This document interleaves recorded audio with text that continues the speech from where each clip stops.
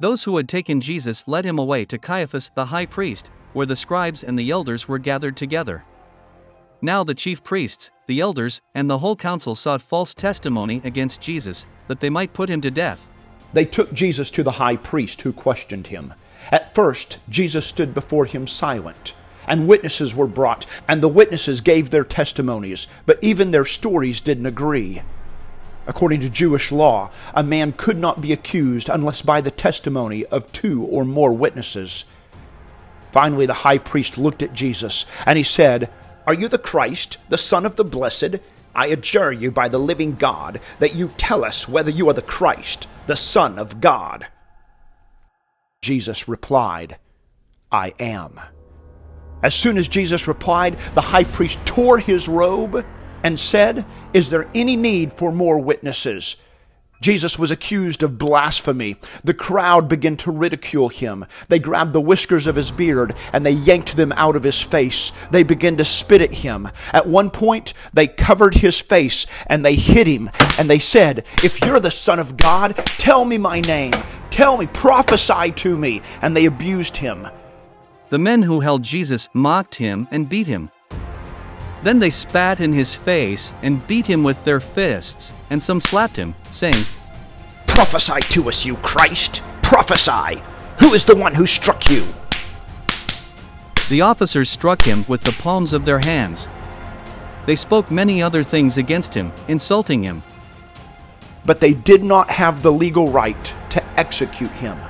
The Jews were under Roman law, and according to Roman law, the Jews no longer had the authority of capital punishment. They could not execute a criminal unless it was authorized by the Roman leadership. So early in the morning, the Sanhedrin, which was the Jewish Supreme Court, sentenced Jesus to death, and they took Jesus to the Roman governor, a man by the name of Pontius Pilate. The Bible says, Pilate therefore went out to them and said, "What accusation do you bring against this man?" They answered him, "If this man weren't an evildoer, we wouldn't have delivered him up to you. We found this man perverting the nation, forbidding paying taxes to Caesar, and saying that he himself is Christ, a king." But they insisted, saying, "He stirs up the people, teaching throughout all Judea, beginning from Galilee even to this place." But when Pilate heard Galilee mentioned, he asked if the man was a Galilean. When he found out that he was in Herod's jurisdiction, he sent him to Herod, who was also in Jerusalem during those days. Now when Herod saw Jesus, he was exceedingly glad, for he had wanted to see him for a long time, because he had heard many things about him. He hoped to see some miracle done by him. He questioned him with many words, but he gave no answers. The chief priests and the scribes stood, vehemently accusing him. Herod with his soldiers humiliated him and mocked him. Dressing him in luxurious clothing, they sent him back to Pilate. Pilate couldn't find anything wrong with Jesus, and he knew it was for jealousy's sake that the religious leaders had delivered him up to die. But he had a problem on his hands.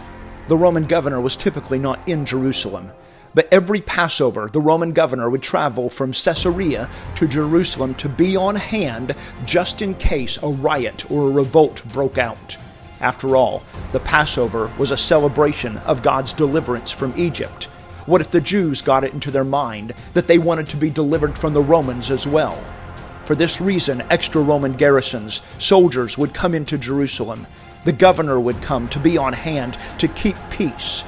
And now there were angry religious leaders at his doorstep, saying that this man, by their law, deserved to die.